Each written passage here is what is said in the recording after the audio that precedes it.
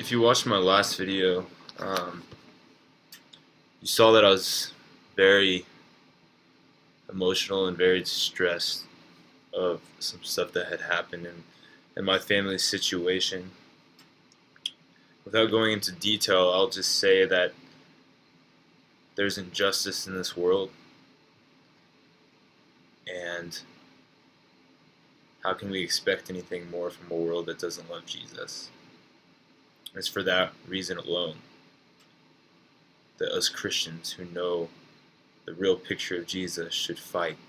No matter the consequence, no matter what happens, we should keep fighting so that the justice may be heard.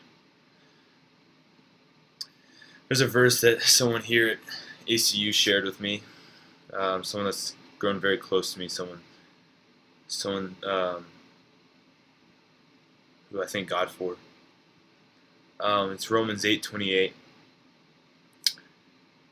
It says, "And we know that God causes everything to work together for the good of those who love God and are called according to his purpose. For God knew his people in advance, and he chose them to become like his Son, so that his Son would be the firstborn among many brothers and sisters. And having chosen them, he called them to come to him, and having called them, he gave them right standing with himself, and having given them right standing, he gave them his glory."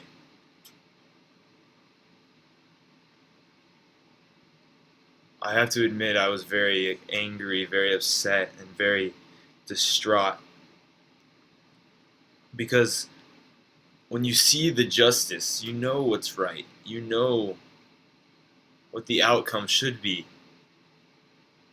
by the standards of this book, the Holy Bible. You get confident. You get confident that this will happen. You get confident that justice will finally be done. You see the facts laid out on the table. But then the outcome is totally opposite of what you expected it to be.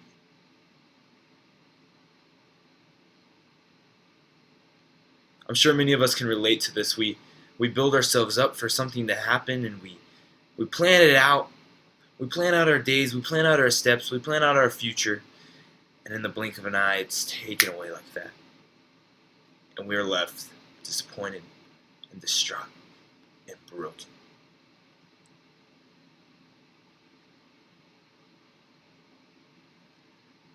I've learned something. It's such a hard concept to take on, but I've learned something over these past few days of struggling and praying and just wondering, what does God have next? And I've realized something. Here it is. It's in one word. Trust. Trust. You see, if we spend all of our days planning this out, girls, planning your wedding out for the guy that you haven't even met yet, or guys, whatever it may be, I'm going to get this scholarship, I'm going to get that, I'm going to play football, I'm going to go to the NFL, all this stuff. What worth does that have? By planning out our steps, by planning out what we want for ourselves, it denies that word, trust. It denies the very essence of our faith, which is to trust. To trust God. To trust God to do what he's promised. He has a plan. And you only face disappointment because sometimes the plan that you've planned for yourself is the complete opposite of the direction he wants you to go.